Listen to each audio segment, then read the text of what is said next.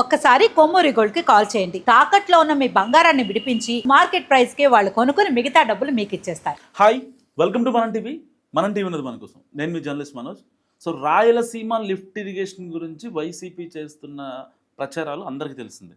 So ఇలాంటి నేపథ్యంలో చంద్రబాబు నాయుడే రాయలసీమకు ద్రోహి అంటూ వైసీపీ నేతలంతా సీమ నేతలంతా కలిసి ఒక తీర్మానం చేసినటువంటి పరిస్థితి. మరి ఇలాంటి నేపథ్యంలో అసలు ఎవరు రాయలసీమ ద్రోహి మాట్లాడే ప్రయత్నం చేద్దాం. మనతో పాటు అయ్యారు ప్రముఖ political analyst and senior journalist కట్ట కార్తీక్ గారు. నమస్కారం. ఏంటి సార్ అసలు నిజంగా రాయలసీమ ద్రోహి అంటే ఎవరు? అంటే నువ్వు ఇందాక సీమ నేతడు అని చెప్పావు. అది సీమ నేతడు కాదు, వైసీపీ నేతడు. సీమలో ఉన్నటువంటి వైసీపీ నేతలు, రాజకీయ నిరుద్యోగులు ఇలాంటి ప్రచారం చేస్తే తప్ప, సీమకి చంద్రబాబు నాయుడు అన్యాయం చేస్తున్నాడని ప్రచారం చేస్తే తప్ప వాళ్ళకి ఉద్యోగాలు రావు. ఆ ఉద్యోగాల కోసం చేసేటువంటి తీవ్రమైన ప్రయత్నం, ఒక అబద్ధాన్ని నమ్మించే ప్రయత్నం. రాయలసీమకు ద్రోహం చేసిన వాళ్ళే రాయలసీమ ద్రోహం గురించి మాట్లాడుతుంటే కామెడీగా ఉంది. ఇప్పుడు జగన్మోహన్ రెడ్డి గారు రాయలసీమ ఎత్తిపోతల పథకాన్ని స్టార్ట్ చేశారు అంటున్నారు. మరి కంప్లీట్ చేశారా? చేయలేదుగా. ఎందుకు చేయలే? మరి ఎందుకు చేయలే? అంతకుముందు రాజశేఖర రెడ్డి ముఖ్యమంత్రి 6 సంవత్సరాలు, అంటే 5.5 సంవత్సరాలు.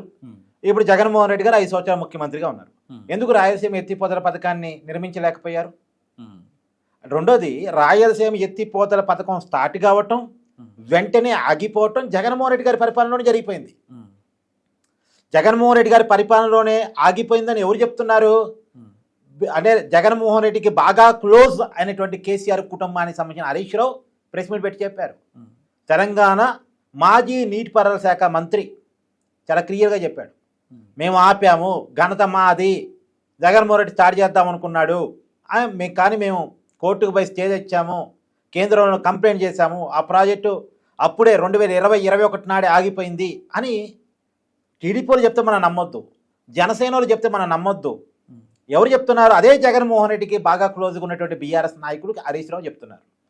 మరి ఈ మాట జగన్ చెవికి వినపట్లేదా, లేకపోతే జనం పిచ్చోళ్ళే ఏం చెప్తే అది నమ్ముతారనేటువంటి ఒక వాదన. ఇప్పుడు నిజానికి జగన్మోహన్ రెడ్డి గారిని స్ట్రైట్గా అడుగుతున్నా, ఆయన సొంతూరుకైనా ఆయన పరిపాలన నిలిచాడా? ఆయన సొంతూరుకి అడుగుతున్నాను. లేదు, కావాలంటే పులివెందులో సతీష్ రెడ్డి అని ఉంటాడు, వైసీపీ నాయకుడు, ఇప్పుడు వైసీపీలోనే ఉన్నాడు. అదే సతీష్ రెడ్డి గతంలో రాజశేఖర రెడ్డికి ఛాలెంజ్ చూసేవాడు, ఏమయ్యా నువ్వు రాయలసీమ నాయకుడు అంటున్నావు, పులివెందుల ఎమ్మెల్యే అంటున్నావు, పులివెందల కానీ కడప ఎంపీ కానీ నీ కుటుంబానికి ఎప్పుడు కంచుకోట, కనీసం పులివెందులకు నీరు తీసుకురా నువ్వు ముఖ్యమంత్రిగా ఉండి, నీకు చేతకాపు చెప్పు, నేను మా టీడీపీ అధికారం రాగానే నీరు తీసుకొస్తా, అప్పుడు దాకా నేను గడ్డం పెంచితే గడ్డం కూడా తీసుకోనని శపథం విసిరాడు. ఆ రోజు టీడీపీలో ఉన్నాడు సతీష్ రెడ్డి. చంద్రబాబు నాయుడు అధికారంలోకి వచ్చిన తర్వాత పులివెందులకు నీరు వచ్చాయి, అప్పుడు గడ్డం తీసుకున్నాడు. అంటే 2014 టీడీపీ అధికారంలోకి వచ్చిన దాకా కాంగ్రెస్ హయాంలో అంతకుముందు రాజశేఖర రెడ్డి ముఖ్యమంత్రి ఉండగా కనీసం పులివెందులకు నీరు రాలేదు. ఇవాళకి కూడా పులివెందులకి నీరు ఇచ్చింది చంద్రబాబు నాయుడు గారు. ఇక రాయలసీమ ఇరిగేషన్ గురించి మాట్లాడే హక్కు జగన్మోహన్ రెడ్డి ఎక్కడిది? జగన్మోహన్ రెడ్డి ఏం చేయగలడంటే ఈవెంట్లు చేయగలడు. ఈవెంట్ అంటే కుప్పంకు నీరు తీసుకెళ్తున్నా అని చెప్పేసి, అందరినీ కాలు వెడల్పు చేస్తున్నా అని చెప్పేసి, ఒక ఆ పూట ఒక గేట్ పెట్టి దాన్ని ఓపెన్ చేసినట్టు యాక్టింగ్ చేశాడు. ఇప్పుడు మామూలుగా సర్కస్ ఈవెంట్స్ ఎట్లా ఉంటాయి, ఆడ గ్రౌండ్ రీజ్కి తీసుకుంటారు, 1 నెల తీసుకొని అక్కడ అన్నీ బిగిస్తారు. ఆ నెల అయిపోగానే మళ్ళీ తీసుకొని పోయి ఇంకో చోట పెట్టుకుంటారు. అలాగే ఒక గేట్ తీసుకొచ్చి ఆడ పెట్టారు, కొన్ని వాటర్ తీసుకొచ్చి వదిలారు, జగన్మోహన్ రెడ్డి ఓపెన్ చేశారు, ఆ పూట నీరు వచ్చింది. మళ్ళీ గేట్ ఎత్తుకొని పోయారు, వాటర్ ట్యాంకర్ ఎత్తుకొని పోయారు, వాటర్ లేవు, గేటు లేదు. అది జగన్మోహన్ రెడ్డి గారి షో, కుప్పంకు నీరు తీసుకొస్తున్నాను. కానీ ఇవాళ శ్రీశైలం నీటిని, కృష్ణా నీటిని చిత్తూరు జిల్లా వరకు తపస్సు చేసినట్టు తీసుకెళ్లారు చంద్రబాబు నాయుడు గారు. అధికారంలోకి వచ్చి 18 నెలలు అవుతుంది. ఈ 18 నెలల కాలంలోనే జగన్మోహన్ రెడ్డి గురించి చెప్పుకోవాలంటే ఒక్క విషయంలో చెప్పుకుందాం. అన్నమయ్య ప్రాజెక్ట్ అని ఉంటుంది. అన్నమయ్య ప్రాజెక్టుకి కనీసం గ్రీజు రాయటం చేతకాక, అన్నమయ్య ప్రాజెక్టు గేటు కొట్టకపోతే అక్కడ చుట్టూ ఉన్న గ్రామాల ప్రజలు, అక్కడ గ్రామాలు మునిగిపోయి ప్రజలు మునిగిపోతే వాళ్ళని చూడటానికి వెళ్ళటానికి 15-20 రోజులు పట్టింది జగన్మోహన్ రెడ్డి గారికి. అది నీ రాయలసీమ దారిని తీర్చేటువంటి అన్నమయ్య ప్రాజెక్టుకి గ్రీజు రాయలేవు అని అధికారంలో ఉండి, ఇవాళ నువ్వు రాయలసీమ గురించి మాట్లాడుతున్నావు, రాయలసీమ నీటి గురించి మాట్లాడుతున్నావు అంటే కామెడీగా అనిపించట్లేదా? చివరికి 1,00,000 కోట్ల రూపాయలతో ఉద్యానవన పంటలకు సబ్సిడీ అనే పేరుతోటి ఉద్యానవన వన పంటల్ని ఎంకరేజ్ చేయాలని, రాయలసీమలో ఉద్యానవన పంటలు ఎక్కువగా ఉంటాయి మనోజ్, కడప జిల్లా, కర్నూలు జిల్లా, అనంతపురం, చిత్తూరు ఈ జిల్లాల్లో ఉద్యానవన పంటలు అరటి కావచ్చు, మామిడి కావచ్చు, ఇలా ఉద్యానవన పంటలు ఎక్కువగా ఉంటాయి. వాటికి ప్రోత్సాహకాలు 1,00,000 కోట్ల రూపాయలు ఈ బడ్జెట్లో పెట్టి రాయలసీమని రత్నాలసీమగా మార్చాలి అని చెప్పేసి ఒక శపథం పూర్వకం పనిచేస్తున్నారు చంద్రబాబు నాయుడు గారు. చంద్రబాబు నాయుడు గారికి ఉన్నటువంటి ఒక మైనస్ ఏంటంటే వరుసగా ఆయన చేతిలో అధికారంలో లేకపోవడం. ఆయన ఒకటి అనుకొని స్టార్ట్ చేస్తాడు, తర్వాత అధికారంలోకి ఒకసారి రాజశేఖర రెడ్డి, ఒకసారి ఈయన అలా వచ్చేసి మళ్ళీ దాన్ని డిస్టర్బ్ చేస్తారు. ఒక టైంలో పట్టుసీమ తీసుకెళ్ళి రాయలసీమకు వాటర్ జరపాలని అనుకున్నాడు కదా.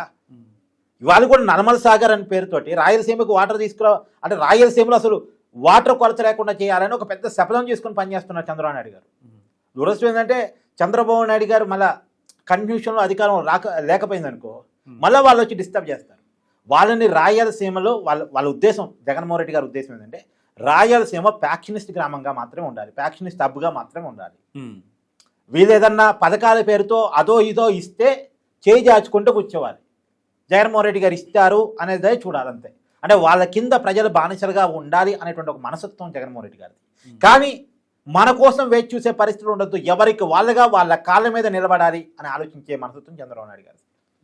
ఇప్పుడు నిజానికి చరిత్ర చూడు, నీకు నచ్చినటువంటి ఇరిగేషన్ ఎక్స్పర్ట్స్తో మాట్లాడు.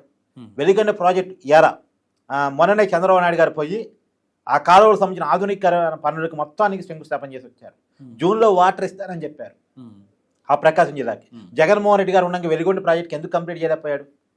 మొత్తం 5 సంవత్సరాల పరిపాలనలో 500 కోట్ల నిధులు ఇవ్వడానికి ఇబ్బంది పడ్డాడు జగన్మోహన్ రెడ్డి వెలిగొండ ప్రాజెక్ట్కి. వెలిగొండకి పునాదేసింది వైఎస్ఆర్ గారు, కంప్లీట్ చేసేది జగన్మోహన్ రెడ్డి గారు అని ఇదే వాళ్ళ దగ్గర ఉన్న గొప్పతనం అది. ఒక ప్రచారాన్ని నమ్మించుకోగలరు. వెలిగొండ ప్రాజెక్టు ఆలోచన చేసింది ఎన్టీ రామారావు, ఆ ప్రాజెక్టుకి శంకుస్థాపన చేసింది చంద్రబాబు నాయుడు. తన అధికారంలోకి వచ్చిన 6 నెలల్లోనే మళ్ళీ 96లో దాని శంకుస్థాపన జరిగింది. దాని చరిత్రని గూగుల్ నడిగిన చెప్పింది. లేదు అక్కడ ప్రకాశం జిల్లా పోయి పాత రైతులు ఉంటారు కదా, ఒక ఏజ్ వాళ్ళు ఉంటారు కదా, ఒక 2-3 జనరేషన్స్ రాజకీయాలు చూసిన వాళ్ళు ఉంటారు కదా, వాళ్ళ కాడికి పోయి అడిగినా చెప్తారు వాస్తవం ఏంటనేది. కొన్ని దశాబ్దాలుగా రాజకీయాలు ఫాలో అవుతున్నారని అడిగినా చెప్తారు. చంద్రబాబు నాయుడు గారు శంకుస్థాపన చేసి చంద్రబాబు నాయుడు గారు ముందుకు తీసుకెళ్తే దాన్ని మళ్ళా శంకుస్థాపన చేశాడు రాజశేఖర రెడ్డి 2004 అధికారంలో వచ్చిన తర్వాత. సరే 2004లో అధికారంలోకి వచ్చిన రాజశేఖర రెడ్డి 2009 దాకా అధికారంలో ఉన్నాడుగా. తర్వాత కూడా కాంగ్రెస్ కంటిన్యూషన్ ఉందిగా.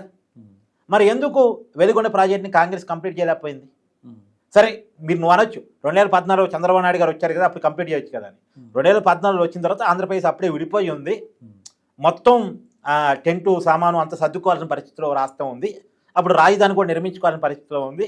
ఒకదాని మీద ఎక్కువ కాంట్రిబ్యూషన్ పెట్టడం, ఇంకో దాని మీద తక్కువ కాంట్రిబ్యూషన్ పెట్టడం జరిగిపోయింది.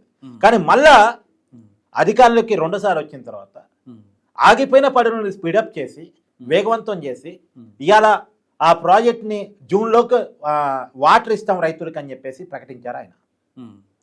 ఇప్పుడు జగన్మోహన్ రెడ్డి గారు మన నిజానికి ఆయనే రాజశేఖర రెడ్డి ప్రారంభించి ఈయన ఓపెన్ చేసే పరిస్థితిలో కనుక ఉండుంటే, వాటర్ ఇచ్చే పరిస్థితులు ఉండుంటే ఇవాళ చంద్రబాబు నాయుడు గారు మరి ఓపెన్ చేసిన అవసరం వచ్చేది కాదు కదా. కాదు కదా. అంటే జగన్మోహన్ రెడ్డి తనగా ఒక ప్రచారాన్ని నమ్మించుకోగలడు, ఆ విషయంలో సిద్ధహస్తుడు. కానీ సరే నేను అడుగుతున్నా, అసలు ఎక్కడ దాకొద్దామా మొత్తం రాయలసీమ దాకొద్దు, ఒక్క పులివెందలకైనా జగన్మోహన్ రెడ్డి కనీసం వాటర్ ఇవ్వగలిగాడా? లేదు. ఆ గ్రామంలో పోయి అడిగితే చెప్తారు వాటర్ ఎవరు ఇచ్చారు అన్నట్టు. జగన్మోహన్ రెడ్డి గారు సొంత గ్రామానికి వాటర్ ఇచ్చింది కూడా చంద్రబాబు నాయుడు గారు. అదే రియాలిటీ. అదే అంటే ఇప్పుడు ఎవరని చెప్పుకోవాలి రాయలసీమ ద్రోహి? రాయలసీమను రత్నాలసీమ చేద్దామనుకున్నోడు రాయలసీమ ద్రోహ? లేదు రాయలసీమను ఫ్యాక్షనిస్ట్ హబ్గా ఉంచుదాం, జనాలు చేతులు దాచుకొని మాకాడ వేచి చూసే వాళ్ళుగా ఉంచుదాం అనుకున్నవాడు రాయలసీమ ద్రోహ? తెలుసుకోవాల్సిన జనమే. ఇప్పుడు కాదబ్బా నేను చెప్తా, శ్రీ సిటీ ఎవరు తీసుకొచ్చారు? రాయలసీమలో ఉత్పాదకత ఉండాలి, పరిశ్రమలు ఉండాలి అని ఎవరు తీసుకొచ్చారు? మొబైల్ మ్యానుఫ్యాక్చరింగ్ కంపెనీస్ ఎవరు తీసుకొచ్చారు? ఇక రాయలసీమలో కియా ఎవరు తీసుకొచ్చారు? పరిశ్రమలు ఎవరు తీసుకొచ్చారు? మరి జగన్మోహన్ రెడ్డి గారు ఉండగా అలాంటి పరిశ్రమలు ఎందుకు తీసుకురాలే? రాయలసీమను ఎందుకని చూడరా? కొన్ని వందలాది ఉద్యోగాలు కదా, కియా ఒక బ్రాండ్ కదా ఉమ్మడి అనంతపురం జిల్లాకి. అవును, ఎందుకు ప్రయత్నం చేయలేదు జగన్మోహన్ రెడ్డి గారు తన 5 సంవత్సరాల పరిపాలన కాలంలో? ఇవాళ మళ్ళీ రాయలసీమ గురించి జగన్మోహన్ రెడ్డి మాట్లాడటం మనం నమ్మటం. థ్యాంక్ యూ కార్తిక్ గారు. సో ఇది కార్తిక్ గారు అనాలిసిస్. మీరేమనుకుంటున్నారు? మరి రాయలసీమ ద్రోహి, నిజమైన ద్రోహి ఎవరు? మరి పెద్దిరెడ్డి రామచంద్రారెడ్డి చెప్పినట్టు, పెద్దిరెడ్డి మిథున్ రెడ్డి గారు చెప్పినట్టు, రోజా చెప్పినట్టుగా రాయలసీమ ద్రోహి ఎవరు? మస్ట్ కామెంట్ చేయండి. చూస్తూనే ఉండండి మనం టీవీ.